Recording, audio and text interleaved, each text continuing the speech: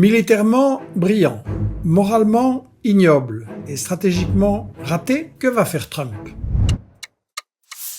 Donald, c'est quoi ton plan B? Avec ton arrogance d'impérialiste, tu as cru que tes dollars et tes armes allaient mettre les Vénézuéliens à genoux, mais je les connais bien, tu t'es planté, Donald. Les Vénézuéliens ne seront jamais tes esclaves. Tu ferais bien d'apprendre de l'histoire. Votre CIA a réussi tous ses coups d'État en Amérique latine, sauf au Venezuela. Coup militaire 2002, sabotage du pétrole 2003, tentative de coup électoral 2004, 3 échecs. Formidable éducateur et mobilisateur, Chavez adorait son peuple. J'ai rencontré de formidables comités de base dans les quartiers, souvent dirigés par des femmes. Et toi, tu t'imagines qu'en capturant un président, tu as tout réglé? Grossière erreur. Ce n'est pas une personne qui dirige le Venezuela, mais une équipe, avec un soutien populaire. Certes, votre sabotage cruel de l'économie, depuis le gentil Obama, a rendu les conditions de vie très dures, épouvantables, mais Maduro avait réussi à maîtriser l'inflation terrible et à relancer l'économie. La majorité soutient toujours la révolution. C'est pour ça que tu t'es lancé dans cette aventure. C'est quoi ton plan B maintenant? Tu menaces de tuer la vice-présidente Delcy Rodriguez si elle ne t'obéit pas. Tu n'as pas compris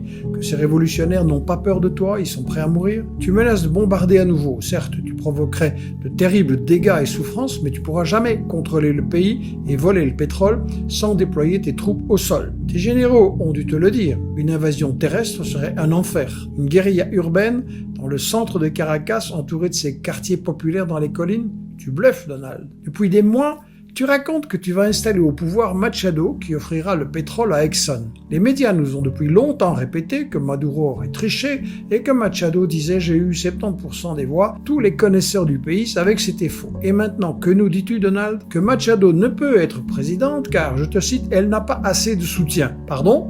Où sont passés ces fameux 70%? Et ton ami Macron qui continue à prétendre que Maduro est illégitime, tu lui dis de la fermer? La prochaine Minute Michel examinera quelles raisons dans le monde et aussi aux USA t'ont précipité dans cette aventure. Pour arrêter génocide, guerre et kidnapping, soutenez l'info indépendante, devenez donateur mensuel d'Investigation. Merci.